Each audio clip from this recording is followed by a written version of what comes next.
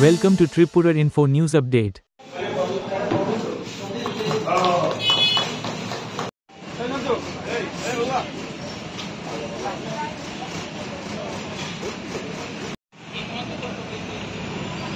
নমস্কার। সূর্যতরণ ক্লাব আয়োজিত বিবেকানন্দের আদর্শে অনুপ্রাণিত হয়ে আমরা সারা ভারতবর্ষের সমস্ত যুব সমাজ গঠন, রাষ্ট্র গঠনে আমরা এগিয়ে এসেছি এবং আমরা লক্ষ্য করেছি যখন স্বাধীনতার সময় যুবকরা ছিল একটা চালিকা শক্তি স্বাধীনতা আন্দোলন, সেই যুবকরাই রাষ্ট্র গঠনে সক্রিয় অংশগ্রহণ করে। আমি বলবো যে এই ধরনের অনুষ্ঠানের মাধ্যমে সারা দেশে, সারা রাজ্যের সঙ্গে শহরে সূর্যতরণ ক্লাবও বিশেষ উদ্যোগ গ্রহণ করেছে যুব দিবসকে, জাতীয় যুব দিবসকে সামনে রেখে।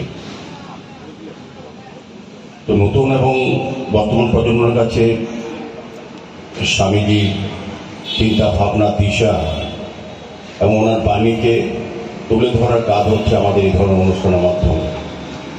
এটা বিবেকানন্দ আজকে থেকে অনেক বছর আগে এটা সারা পৃথিবীর কাছে ভারতবর্ষের কাছে আবেদন এবং উনি যে চিন্তা থেকে দিয়েছিলেন সেই চিন্তার পথে কিন্তু ভারতবর্ষ এখন চলছে এবং আমরা চলার চেষ্টা করছি।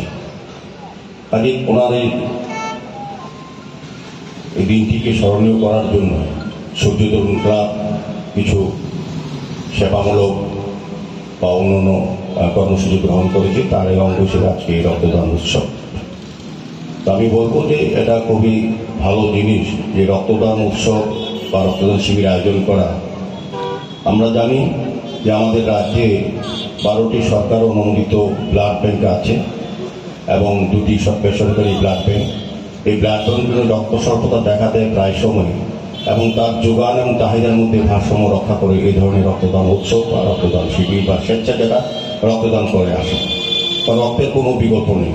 আমাদের এখানে যারা ভারতবর্ষে বড় বড় সায়েন্টিস্ট বা পৃথিবীর সমস্ত কিছু আবিষ্কার করেছেন, আমাদের ভারতীয় সায়েন্টিস্টরা মঙ্গল গ্রহে, চন্দ্র গ্রহে, সূর্য গ্রহে যাচ্ছেন, কিন্তু রক্তের বিকল্প তৈরি করতে পারছেন না। এটা সম্ভব না। রক্তের বিকল্প হচ্ছে আজকে যারা রক্ত দিচ্ছেন তারাই হচ্ছে বিকল্প। আমি যারা রক্ত দিচ্ছেন আমি বলবো তারা তাদের জীবনের শ্রেষ্ঠ কর্ম এবং শ্রেষ্ঠ মানব ধর্ম পালন করছেন।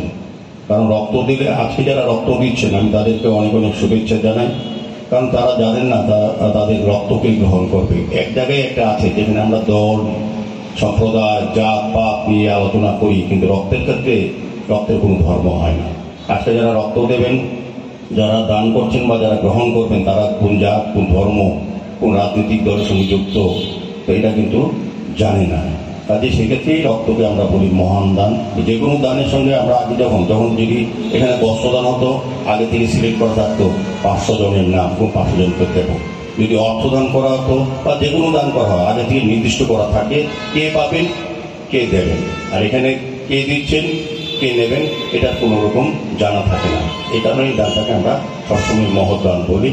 এবং আমি বলবো যে আজকে যারা রক্ত দেবেন শুধু মুমূর্ষু রোগীকে একজনকে বাঁচাবেন এরকম নয়। এই রক্তের থেকেও 3-4টা উপাদানে অন্যান্য রোগীকে বাঁচানো যায় এবং যারা আজকে রক্তদান করবেন বা করছেন তারা যেমন অন্যকে বাঁচানোর জন্য রক্ত দিচ্ছেন, অন্য পরিবারকে রক্ষা করবেন, পাশাপাশি নিজেরাও কিন্তু সুরক্ষিত আছেন কিনা, স্বাস্থ্য ভালো আছে কিনা সেটা জেনে নেওয়ার সুযোগ কিন্তু আজকে আছে। মানে আমি শুধু বাঁচাবো এরকম না, নিজেকে রক্ষা করার জন্য কিন্তু আজকে একটা এই রক্তদান উৎসবের মাধ্যমে কিন্তু নিজেকে সুরক্ষিত দিক থেকে।